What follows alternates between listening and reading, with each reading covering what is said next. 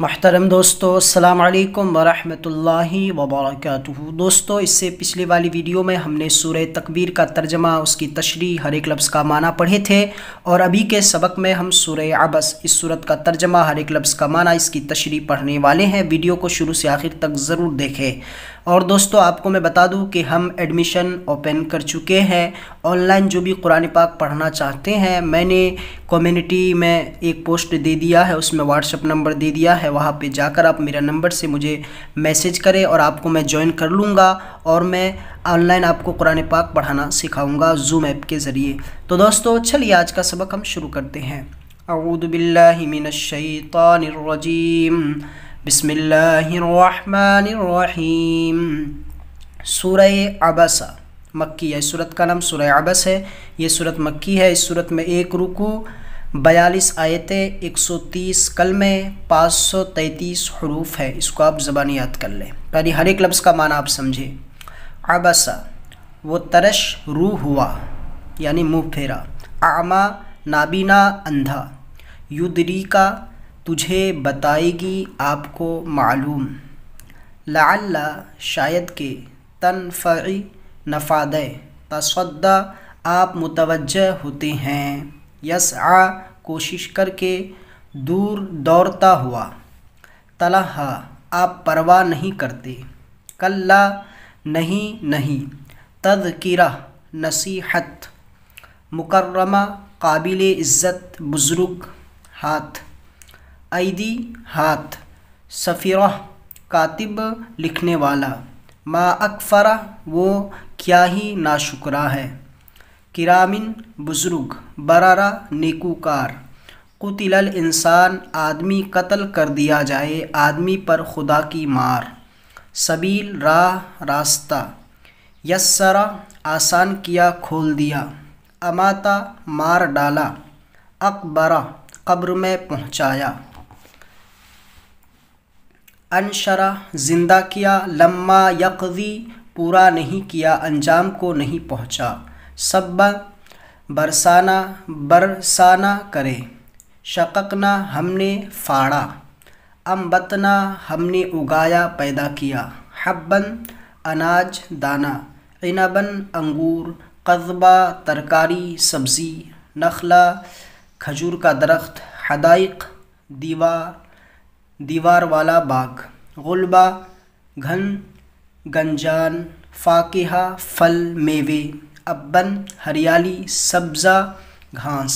متاعن، جس چیز سے فائدہ حاصل ہو۔ انعام، چوپایا، مویشی۔ صاخہ، ہولناک آواز۔ یفرو، بھاگے گا۔ مرء، آدمی، مرد۔ اخی، بھائی۔ ابی، باپ۔ صاحبتہ، بیوی۔ شعن یغنیہ، اپنی اپنی پڑی ہوگی۔ بنی، بیٹے، اولاد۔ امری، شخص۔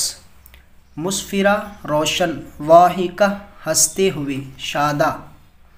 مستبشرہ، خوشخبری کے متوقع، فرحہ۔ غبرہ، غبار آلود ہوں گے۔ ترحق، چھائی ہوئی۔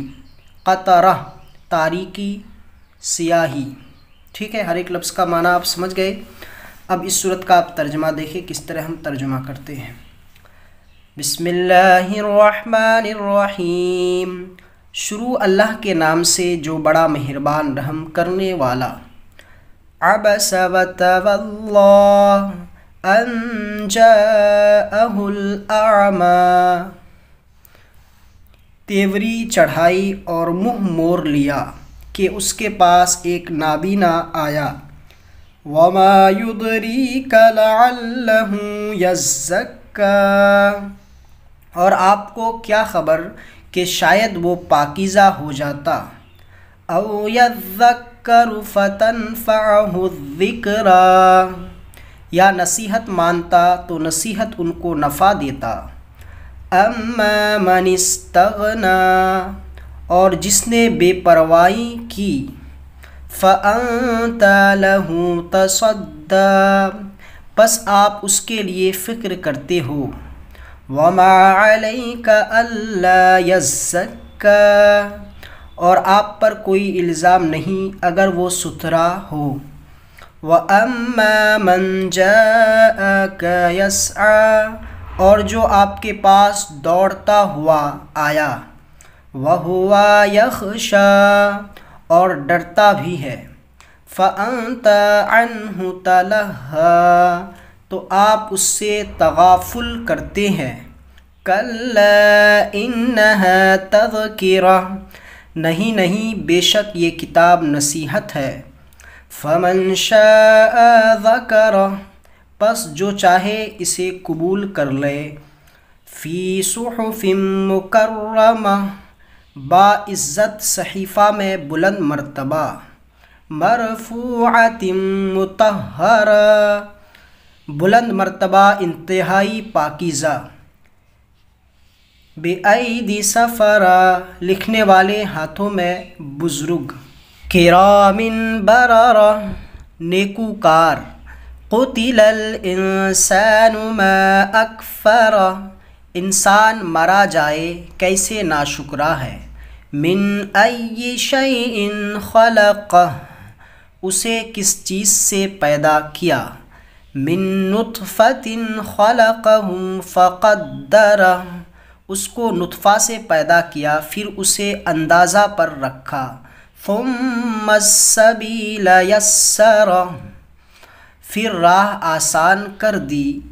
ثُمَّ أَمَاتَهُ فَأَقْبَرَهُ، پھر اس کو مردہ کیا۔ ثُمَّ إِذَا شَاءَ أَنشَرَهُ، پھر اس کو قبر پر رکھوایا پھر جب چاہا اسے نکالا۔ كَلَّا لَمَّا يَقْضِ مَا أَمَرَهُ، ہرگز پورا نہیں کیا جو اس کو حکم دیا، پس چاہیے کہ دیکھے انسان اپنے کھانے کو۔ فَلْيَنظُرِ الْإِنسَانُ إِلَىٰ طَعَامِهِ، پس چاہیے کہ دیکھے انسان اپنے کھانے کو۔ یہاں تک ترجمہ ہو گیا۔ أَنَّا صَبَبْنَا الْمَاءَ صَبًّا، ہم نے اوپر سے گرتا ہوا پانی ڈالا۔ ثُمَّ شَقَقْنَا الْأَرْضَ شَقًّا، پھر ہم نے پھاڑا زمین کو چیر کر۔ فَأَنبَتْنَا فِيهَا حَبًّا، پھر ہم نے اگایا اس میں دانہ۔ وَعِنَبًا وَقَضْبًا، اور انگور اور ترکاری۔ وَزَيْتُونًا وَنَخْلًا، اور زیتون اور کھجور کا درخت۔ وَحَدَائِقَ غُلْبًا، اور گھنے باغات۔ وَفَاكِهَةٌ وَأَبًّا، اور میوے اور چارہ۔ مَتَاعًا لَكُمْ وَلِأَنْعَامِكُمْ، تمہارے اور تمہارے چوپائی کے فائدے کے لیے۔ فَإِذَا جَاءَتِ الصَّاخَّةُ، پھر جب آئے کان پھوڑنے والی دردناک آواز۔